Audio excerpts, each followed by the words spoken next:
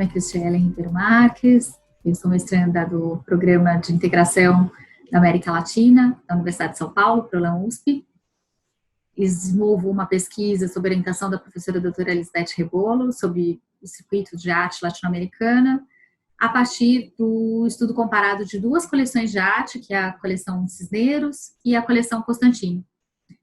Para o encontro de hoje, eu e a professora Lisbeth preparamos um artigo com base num recorte dos artistas latino-americanos da virada do século XIX, em Paris. Então, é mais uns antecedentes da pesquisa que eu desenvolvo. Para esse artigo, a gente pode separar em três pilares, digamos assim, muito brevemente. O primeiro aspecto é o dos deslocamentos no contexto histórico e artístico. O segundo, que é a publicação base para o que a gente desenvolveu nesse artigo, que é o livro Quadros de Viagem. E, em particular, como é que se deu essa participação de artistas latino-americanos nesse período, em particular nos salões de 1900 a 1904. Sobre os deslocamentos num contexto histórico-artístico, é interessante a gente retomar a ideia da formação da nossa civilização, né, dos seres humanos, da nossa sociedade, em que essa travessia no espaço, o deslocar-se, é a nossa constituição, é como nos constituímos como civilização e como sociedade. Se atravessar o espaço, que talvez lá nos tempos primitivos tinha um caráter mais de subsistência, a necessidade por alimentos, de proteção, e em outros momentos da nossa história ganha caráter ritualístico, religioso, se a gente pensar, por exemplo, nas peregrinações. Tem as questões das narrativas, da literatura de viagem, Marco Polo, Volta ao Mundo em 80 Dias, e até o caráter estético, que é onde a gente tem, então, um cruzamento com a história da arte. E aí, aqui, em termos de referência bibliográfica que a professora Lisbeth trabalhamos, tem o Oxcape como uma importante referência do Francesco Careri, que trabalha do ponto de vista da arquitetura, mas ele vai falar bastante dos movimentos da arte, como essa errância, esse perambular tinha um caráter talvez de experiência e uma busca pelo onírico, até os movimentos que tiveram no espaço e nessa intervenção no espaço como ato artístico mesmo, como a land art, o site específico. Quando a gente olha do ponto de vista da história, é fundamental o momento da história da arte moderna com as grandes navegações, né? Os grandes deslocamentos que aconteceram e junto com essas expedições, todo o modelo colonial, o modelo capitalista e todo nessa plataforma, né, imperialista de colonização, de exploração desses territórios, também a criação dessa plataforma cultural, social e artística. A gente trabalhou aqui com um artigo do professor do Aníbal Quijano, Colonialidade do Poder e Eurocentrismo e América Latina, em que ele mostra, né, claramente esse processo de criação desse modelo.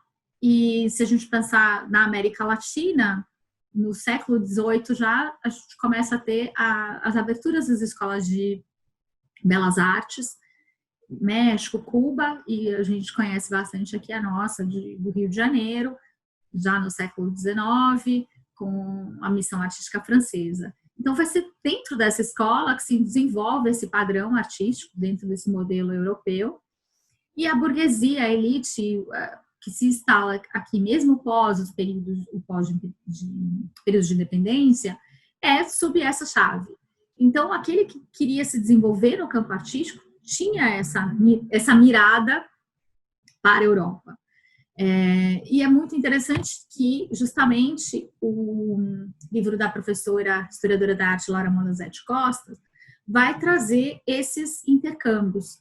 Ela fala de uma forma mais abrangente de intercâmbios com a Europa e os Estados Unidos, nesse período de 1880 a 1910, e ela trabalha com os próprios testemunhos desses artistas.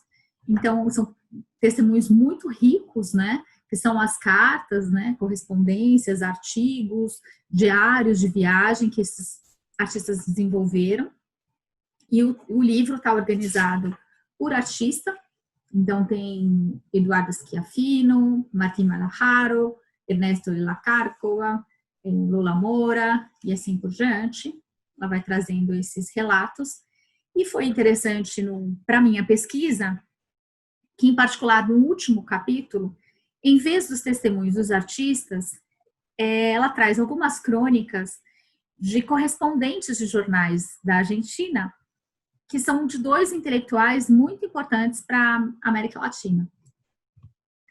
Um deles é o Manuel Ugarte, e eu trouxe aqui para eu não me estender demasiado, mas tentar trazer algumas das pinceladas, porque é como se eles fizessem mesmo retratos, grandes pinturas de tudo o que esses artistas, literatos, intelectuais encontraram e como era essa sociabilidade na época. Então, eu selecionei aqui um dos trechos para compartilhar com vocês. A nova geração que criou, por assim dizer, a arte da América do Sul tem grandes reservas de energia. Tudo promete um porvir de rosas. Só falta um público inteligente que saiba recompensar e uma administração com visão que distribua pensões, organize concursos, institua prêmios e propague, fomente. Nossos artistas não sentiram, até o momento, a proteção reconfortante do Estado, mas a função cria o órgão e acabarão por conseguir. Então, é interessante perceber que muitos dos artistas que iam para Paris, nessa época, eles frequentavam os ateliês, né, dos grandes artistas locais, eram aí aprendizes e ficavam muitos anos, ficavam longos períodos.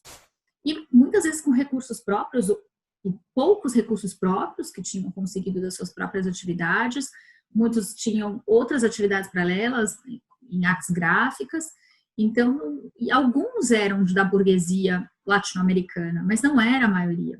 Então, ele faz aqui uma crítica muito interessante da falta de apoio governamental para esses artistas, da falta de reconhecimento, da importância desse conhecimento artístico e cultural. O Rubén Darío, ele vai também trazer essa crítica, e ele traz um olhar que eu considero bem importante, que ele mostra que não havia tanta ingenuidade daquele que ia buscar o conhecimento na Europa, de um deslumbramento apenas. Era uma vida dura, eles sabiam que seria uma vida dura, mas eles se colocavam nessa condição porque eles sabiam da importância de adquirir aquele conhecimento, que ali era o lugar onde podiam ter essa experiência, mas enfrentariam muitos preconceitos e muitas dificuldades. Então, nessas crônicas, a gente pode entender em detalhes, assim, descrições mais detalhadas até de artistas que se suicidaram, por exemplo. Então, ele fala: a vida intelectual é difícil e áspera. Nossos jovens das letras que sonham com Paris devem saber que a voracidade é imensa. Apenas nos conhecem.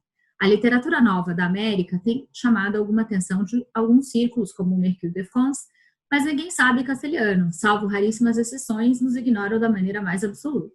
Não se distingue o poeta da Finlândia e o da Argentina, o do Japão e o do México.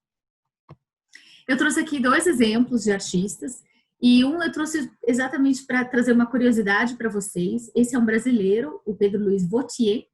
Então, alguns dos artistas que a gente pode identificar nas crônicas, que participaram desses salões, na verdade, eles não imigraram diretamente ou neste momento para lá.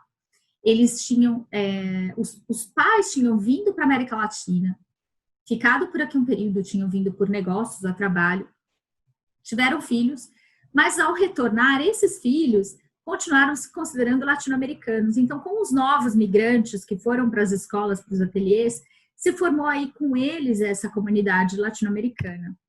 Nesse caso, é uma artista mulher, a única que eu encontrei referenciada, né? Todos os outros são homens. Aqui é Souto y Calvo, ela é apresentada aí como a senhora Souto y Calvo, é a argentina.